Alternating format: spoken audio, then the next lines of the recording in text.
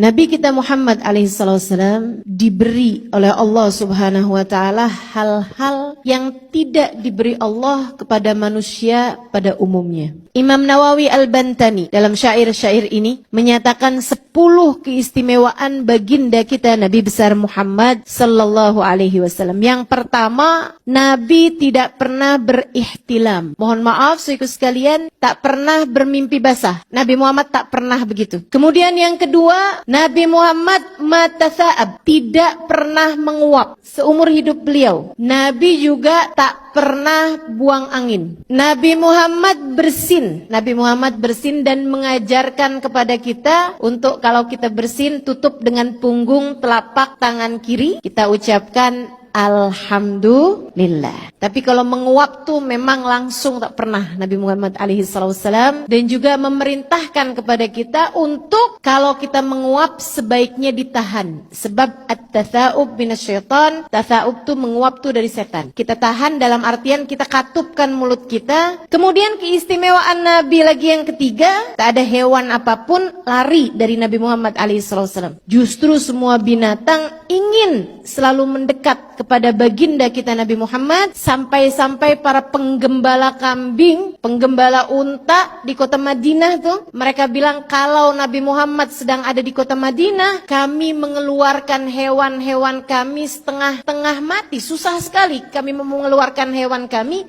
padahal menuju rumputnya, menuju makanannya. Tapi kalau sedang arah pulang nih, kami nak bawa tuh hewan kami tuh kembali lagi ke kota Madinah, mereka lari-lari, hewan tersebut seolah-olah rindu dan mencari-cari bau aroma baginda kita, wangi Nabi kita Muhammad sallallahu alaihi wasallam. Kemudian keistimewaan beliau yang nomor 4, badan beliau tak pernah dihinggapi lalat, satu kali pun tak pernah. Meskipun misalnya keadaan tak memungkinkan beliau untuk mandi, tak pernah badan beliau dihinggapi oleh lalat. Kemudian yang nomor 5, beliau melihat ke arah belakang seperti penglihatan beliau ke arah depan. Keistimewaan yang lain, tak pernah terlihat bekas air kencingnya. Nabi Muhammad tak pernah terlihat bekas kencing beliau ataupun bekas kotoran beliau kalau langsung ke tanah ya. Seolah-olah tanah berebut dengan kotoran beliau sallallahu alaihi wasallam, dan ini diriwayatkan oleh Sayyidina Ibnu Mas'ud. Jadi sekalian, Ibnu Mas'ud tuh dapat tugas untuk mengawani Nabi Muhammad alaihissalam, menjadi semacam asisten buat Nabi Muhammad alaihissalam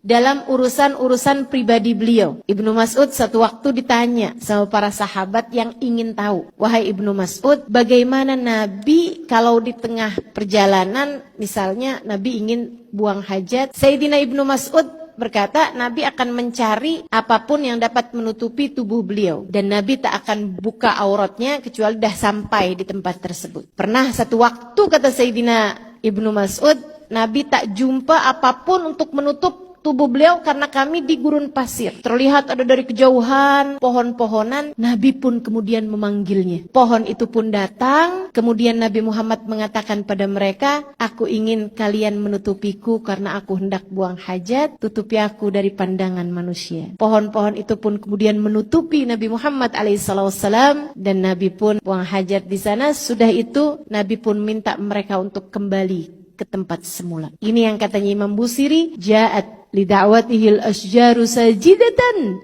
tamshi ilaihi ala saqin bila qadami. Datang untuk panggilan Nabi pohon-pohonan. Beberapa pohon datang untuk panggilan Nabi Muhammad. Mereka pun berjalan dengan telapak kaki yang terdiri dari akar belukar. Saya jadi terfikir, jika pohon saja dipanggil Nabi datang, mengapa kita umatnya enggan untuk bersolawat, bersalam kepada Nabi Muhammad? Mengapa kita meninggalkan sunnah-sunnah Nabi Muhammad? Semoga Allah mengaruniakan kepada kita ihtimam, kepedulian kita terhadap sunnah-sunnah baginda kita Nabi Muhammad, insya Allah. Para sahabat kemudian bertanya lagi, wahai Ibnu Mas'ud, lantas siapa yang membersihkan kotoran Nabi? Beliau sendirikah atau kamu diminta Nabi untuk membersihkannya? Sayyidina Ibnu Mas'ud menjawab, bukan Nabi, bukan pula saya.